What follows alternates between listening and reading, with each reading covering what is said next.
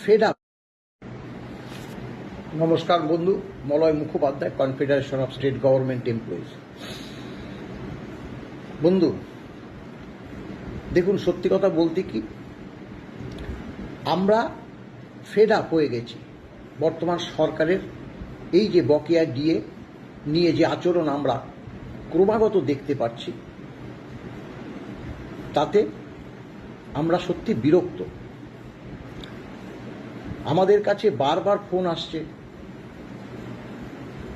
গত দুদিন আগের কথা বলছি,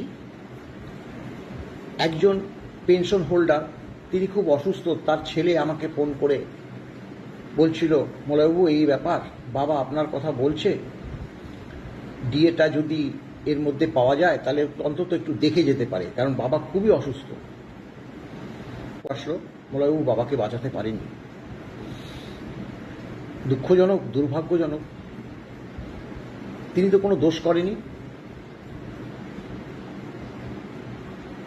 তিনি আমাদের ডিএ মামলার প্রেক্ষিত সর্বোচ্চ আদালত বলেছে যে পঞ্চম বেতন কমিশনের বকেয়া যে ডিএ, সেই ডিএটা কর্মচারী সমাজের হাতে উঠিয়ে দিতে হবে।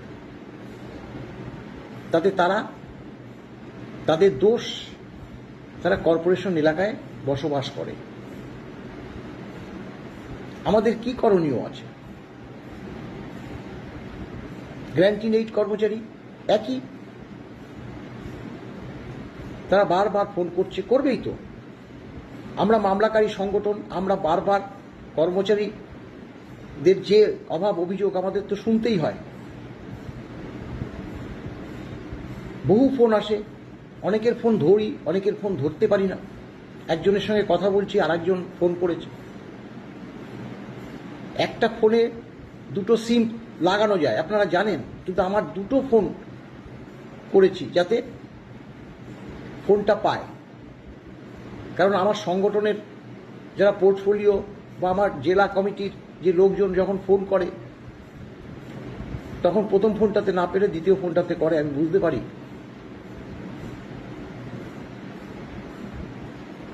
আমরা অন্তত 7-8 বার রাজ্যের যে অর্থ সচিব, তাকে চিঠি দিয়েছি যে আপনারা কেন দিচ্ছেন না। ধরুন আমি একজন কর্মচারী, অপর আর একজন কর্মচারী, তিনি কলকাতায় থাকে, আমি জেলাতে থাকি। আমি পেয়ে গেলাম, তিনি পেল না। সেটা কেন হবে? হতে পারে, কিন্তু 2 তারিখে 2 এপ্রিল 31 মার্চের মধ্যে দেওয়ার কথা ছিল সর্বোচ্চ আদালতের নির্দেশ মোতাবেক। যেহেতু সেটা ইয়ার এন্ডিং, তাই পয়লা তারিখ ছুটি, পয়লাতে 2রা এপ্রিল রিলিজ হয়ে গেছে। যতটুকু দিয়েছে, যেভাবেই দিয়েছে, যতটুকু দিয়েছে, বাকিটা আমরা আদায় করব। কিন্তু তারা এখনো পাচ্ছে না। এমনকি নবনিযুক্ত মাননীয় অর্থমন্ত্রী, তাকে পর্যন্ত চিঠি দিয়েছে, চিঠির প্রাপ্তি স্বীকারই তো করছে না, যে হ্যাঁ মলয়বাবু চিঠি পেয়েছি, আমরা চিন্তা ভাবনা করছি। চিঠি দিচ্ছি, ওই পর্যন্তই, কোনো উত্তর নেই। তাই গ্র্যান্টিং এইড এবং যারা কেএমসি এলাকায় থাকে তাদের ডিএটা সরকার রিলিজ করে দেবে, কিন্তু কোথায়? এবং ঠিক একই খবর জানতে চেয়ে আমাদের কাছে ফোন করছে, মলয়বাবু আপনি কি কোনো খবর জানতে পারলেন? উত্তর কোনো নেই আমাদের কাছে।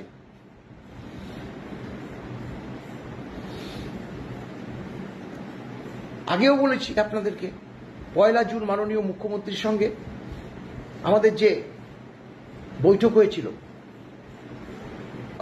বেরিয়ে এসে বলেছি, মুখ্যমন্ত্রী আমাদের কথা শুনেছে। মুখ্যমন্ত্রীকে তো আমি এইভাবে বলেছি যে দেখুন, যে অবসরপ্রাপ্ত মানে পঞ্চম বেতন কমিশনে যে ডিএ, বকেয়া ডিএ 2006 সাল 1/4/8 থেকে, তারা সেই সময় যারা কাজ করত, তাদের এখন বয়স কারো 75, কারো 80, কারো 90, কারো 100 ছুঁই ছুঁই অসুস্থ। বলেছি আজকে 1 জুন, 4 এপ্রিল, মাফ করবেন 2 এপ্রিল, এক শ্রেণীর কর্মচারী বকেয়া ডিএটা কেএমসি এলাকায় বসবাস করে। তিনি অর্থমন্ত্রীকে এই ব্যাপারে নির্দেশও দিলেন, দেখলাম, কিন্তু কোথায়? আমরা বর্তমান সরকার আসার পরে আমরা কি পেয়েছি, এই প্রশ্নটা তো কর্মচারী সমাজও জানে।